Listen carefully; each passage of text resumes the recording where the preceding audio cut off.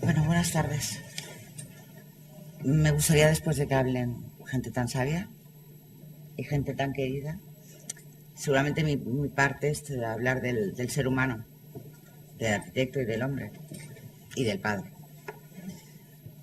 Lo cual es muy difícil porque realmente nunca sabías dónde empezaba uno y terminaba el otro, porque creo que todos eran el mismo.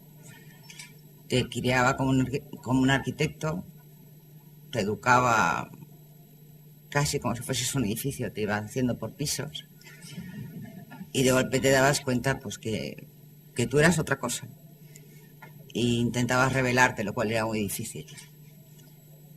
Pero su coherencia le llevaba a meterse, a criarte en todo.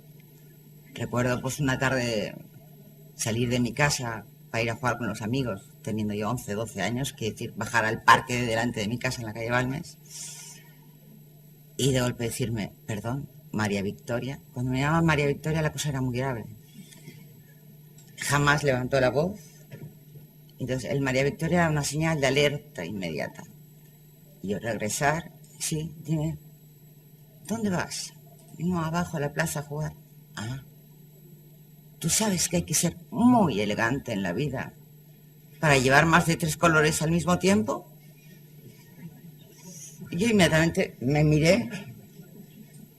Llevaba una camiseta, una remera, unas Bambas Victoria y unos tejanos. Pero claro, la camiseta, no recuerdo, debía ser amarilla y las Bambas rosas. Evidentemente bajé la cabeza, me agaché, me fui a mi cuarto y decidí que no, que había que cambiarse. Entonces me decía, a ver, se tarda el mismo tiempo en hacerlo bien que en hacerlo mal. Concéntrate. Y dices, bueno, ya me concentraré. Eso formaba parte de mi educación, lo cual era muy divertido, pero a veces también muy duro.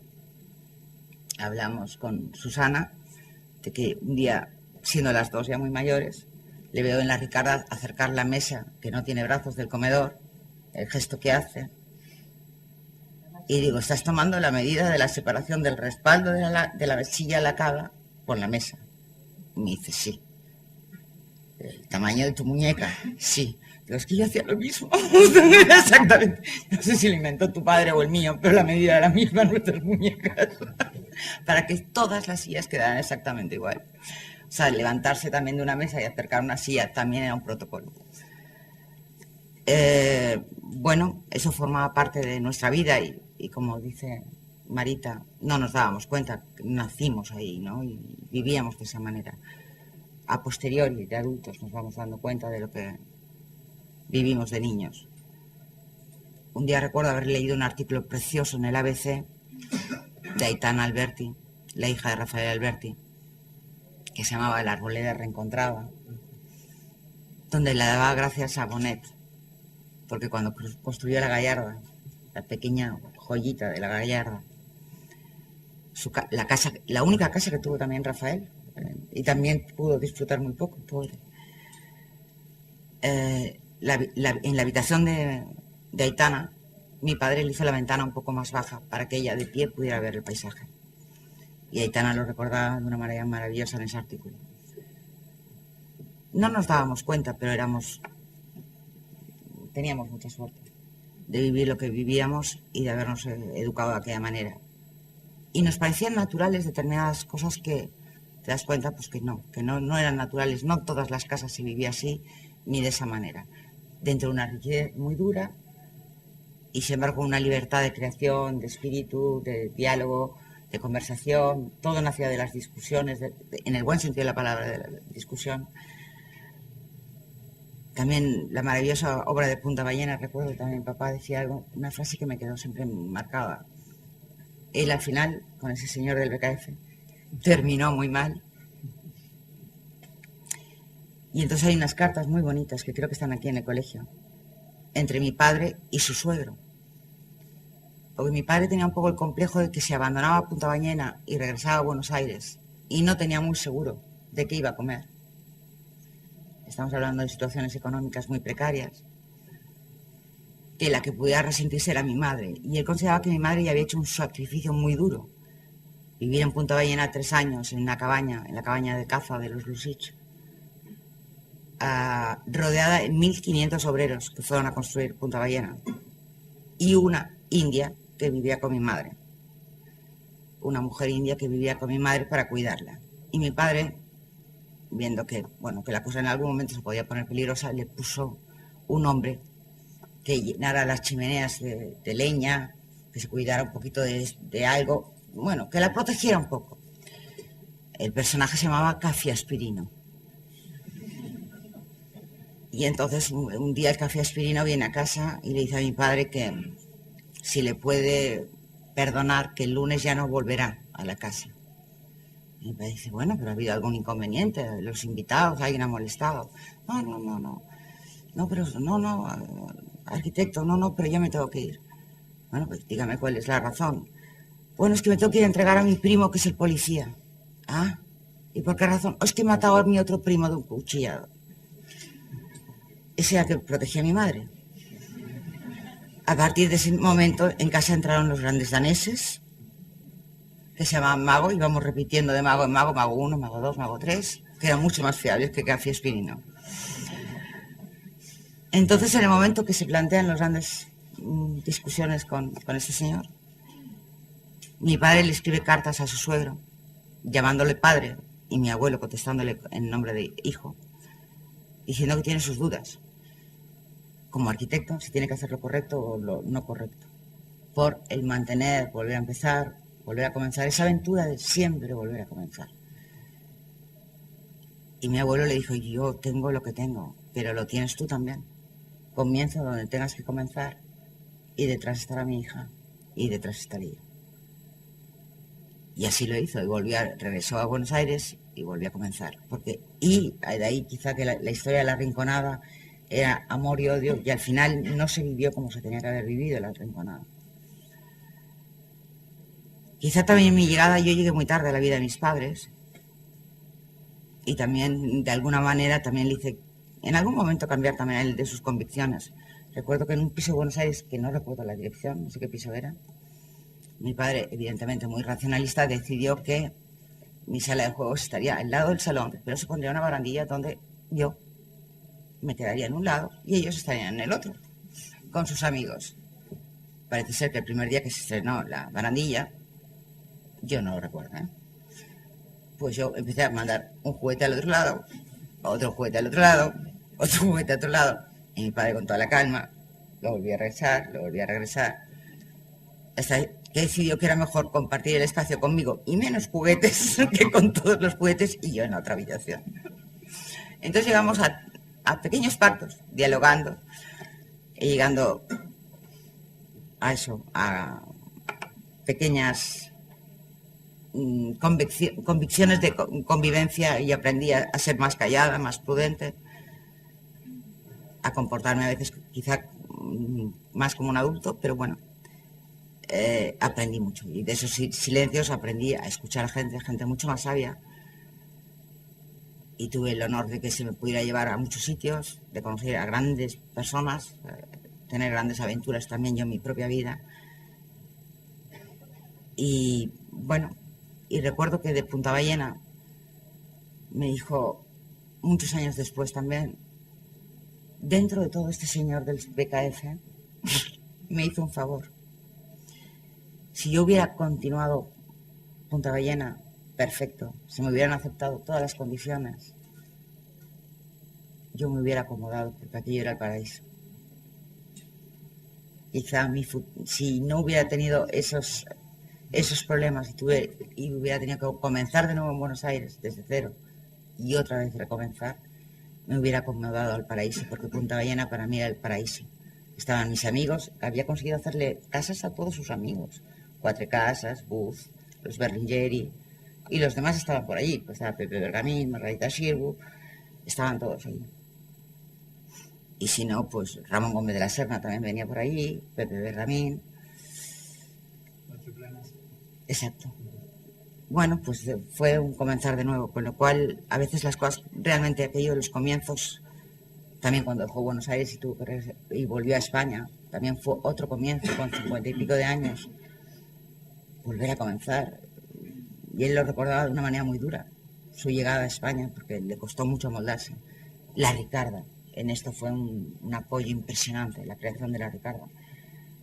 Porque, bueno, venía no una seguridad, venía a hacer un proyecto concreto, algo que le enamoraba. Tenía más proyectos, tanto aquí como allí.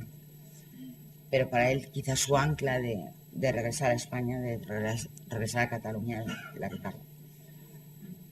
Y él iba y venía de Buenos Aires, pero siempre lo arrastrábamos con mamá y yo ya estábamos instaladas aquí, pero conseguíamos arrancarlo pues a base de la Ricarda. Y era un gran sueño. Y yo recuerdo en la Ricarda, con un padre tan musical y también tan serio como el mío, como vuestro padre.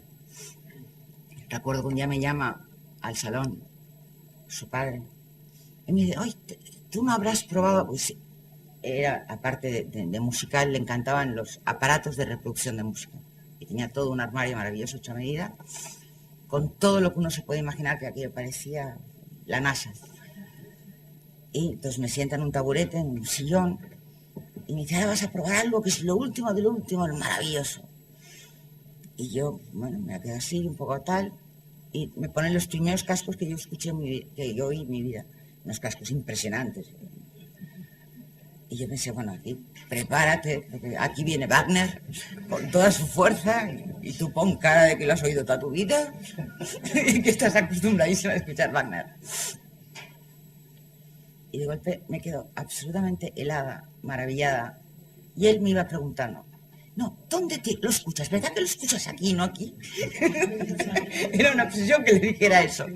Y yo estaba como paralizada, porque lo que oía era Chicago. Y yo era una enamorada de Chicago. Y pensaba, no puede ser, estoy yendo a Chicago en la Ricarda. Y me lo está poniendo Ricardo Gómez. Y yo, sí, lo oigo aquí, pero quieta. Viendo mi cara. Nuestro padre me dijo, ¿pero qué te has sorprendido? Digo, no, es cierto, seguir en el centro, es impresionante. Tal. Dice, ¿pero por qué te has quedado así? Entonces, es que lo último que me esperaba es que oír a Chicago. Dice, la música buena es música buena, ¿no? Sí. Y me senté. Con lo cual también tengo mis recuerdos maravillosos de la Ricarda. La libertad de eso, de trabajar de jugar con vosotras los domingos por la mañana, en las carretillas, haciendo cemento y haciendo esas cosas que hacíamos. Y sintiéndome muy feliz. Y para nosotros siempre fue eso, un ancla, un punto de referencia. Bueno, y quizá fue su casa más redonda, en el sentido de que la casa era una maravilla y los dueños de casa también. Entonces nos sentíamos muy bien, porque a veces no acompaña todo. A veces las casas tienen que ser vividas, habitadas, tienen que tener un olor, tienen que tener un aroma. Tenías que ver a su madre, prácticamente no hacía ruido tu madre, la recuerdo paseando por aquellos pasillos maravillosos, elegantes, era una cosa maravillosa, parecía que flotara Inés. Bueno, pues todas esas imágenes tan fuertes y tan impresionantes era la Ricarda para mí. Ya si queréis continuar.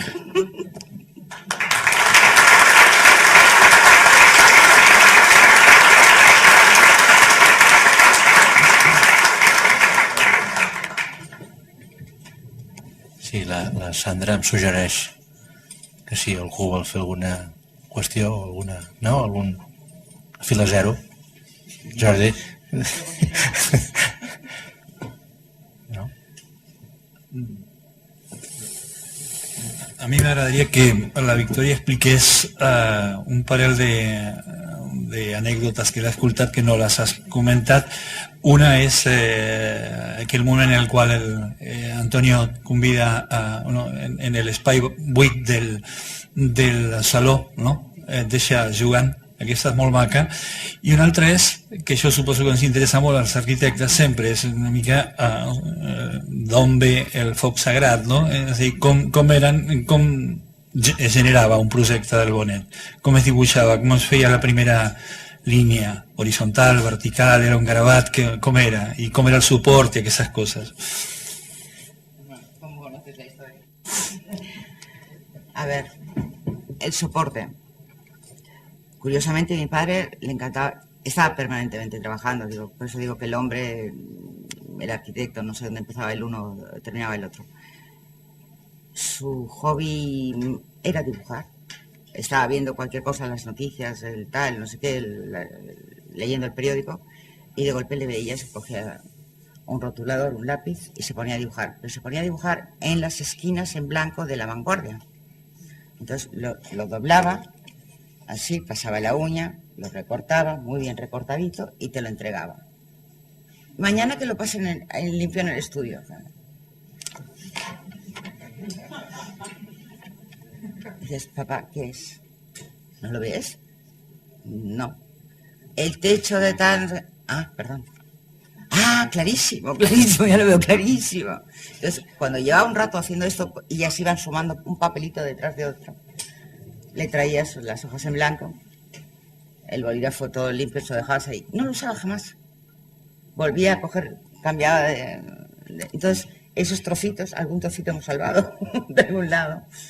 O, como tú decías antes, que aquello era una invitación de boda a la... Bueno, también en las bodas se solía aburrir mucho. Solía coger los menús de las bodas, de lo que fuera, y ahí iba dibujando. Acotaba, tal, dibujaba, y era... Bueno, era su manera de empezar. Normalmente a él le encantaba, evidentemente, mirar quién le encargaba las cosas. Creo que solamente una vez, para una casa, no conocía previamente al dueño de casa. Y él siempre lo comentaba, ¿por qué habrá venido este señor a mi estudio? Era una cosa que le asombraba, que un señor que él no fuera amigo viniera a encargar una casa. Y luego, evidentemente, la situación, donde estaba la casa, si le gustaba el paisaje y tal. Pero luego empezaba a dejar volar la imaginación. Los primeros dibujos eran muy simples. Luego la cosa se iba complicando. Y bueno, al final volvía a lo simple, pero con toda esa complicación de todos esos pasos terribles en medio. Y volvíamos a ese principio muy simple, pero con todo ese trabajo hecho, con lo cual de simple nada. Y todo estaba, bueno, tú lo sabes, ¿no? Los detalles de carpintería, escala 1-1, y discusión segura con el carpintero para que entendiera lo que queríamos en el armario, ¿no? Y luego lo del espacio, bueno, un día conversando con él. Bueno, recuerdo un día saliendo de aquí del Colegio de Arquitectos, él odiaba conducir, y entonces normalmente yo le hacía de chofer los últimos años. Entonces salimos de aquí, 2 de la tarde, teníamos que ir a casa a comer, un atasco terrible, y llegamos a la diagonal y yo me empiezo a meter por callecitas así y tal. Y me dice, ¿dónde vas? Digo, no, es que me hay un atasco y... No. A ver, siento mucho, pero yo vivo en Barcelona y quiero ver belleza, no me lleves por sitios espantosos. No tengo por qué soportar ver cosas espantosas en mi vida. Con lo cual, coges el Paseo de Gracia, la Diagonal y la Avenida Pedralbes. No quiero ver cosas espantosas, ni publicidades, nada. Perdón, papá. Y volvías al sitio. No dejaba que sacaras una botella de Coca-Cola porque tenías que tapar la etiqueta. Teníamos que tapar la etiqueta del azúcar, de la leche.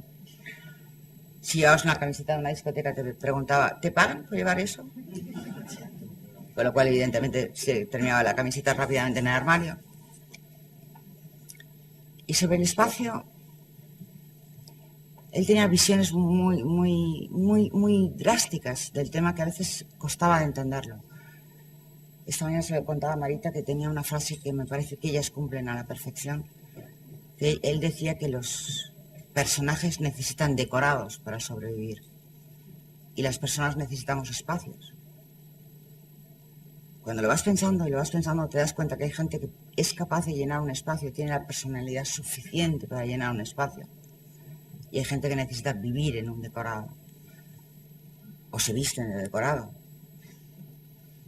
O ambas cosas. Pero quizá hay que ser como ellas para vivir en un espacio grande, completo, lleno y sentirse cómodo y a gusto. Entonces, la anécdota que tú me preguntabas es que una vez yo estaba jugando, pues ahí, no sé, con la carretilla en la Ricarda. Y estaba el salón vacío, no había todavía muebles. Creo que el pavimento sí estaba, si lo recuerdo. y me invitó a que entrara a jugar, que salía del patio y que me pusiera a jugar en el centro del salón. Y se fue. Bueno, y acabó, cuando terminó su visita, pues me recogió y nos fuimos. Y años después le pregunté que si él no tenía a veces el vacío de que a veces nos entra a todos de estaba bien la escala, me he equivocado, esto es muy vacío, ¿no? Sobre todo cuando te encuentras de golpe en un espacio sin muebles, sin referencias de ningún tipo. Dice, sí, claro que lo tengo, ese momento de... Dice, ¿tú no te acuerdas que a veces te usaba aquí? No. Entonces dice, bueno, pues en la Ricarda un día te puse en el salón a jugar, en el centro de la sala, vacía, sin muebles, porque tuve un momento de esos de... Y digo, ¿y qué pasó? No, que te quedaste en el centro jugando. Digo, ¿y eso era bueno o era malo? Dice, no, si te hubieses encontrado mal, te hubieses acercado a una pared. Hubieses sido como un animal herido, que te hubieses acercado a una pared y hubieras buscado el refugio de una pared. Como el toro en la plaza de toros. Te hubieses acercado a buscar el cobijo. El hecho que siendo del tamaño que eras, y que te quedaras en el centro absolutamente tranquila y jugando, quería decir que para nada me había equivocado. Con lo cual... Él también tenía sus miedos y sus seguridades, pero también tenía ese punto de pánico de haberse equivocado a lo mejor en un espacio tan grande y sin muebles todavía.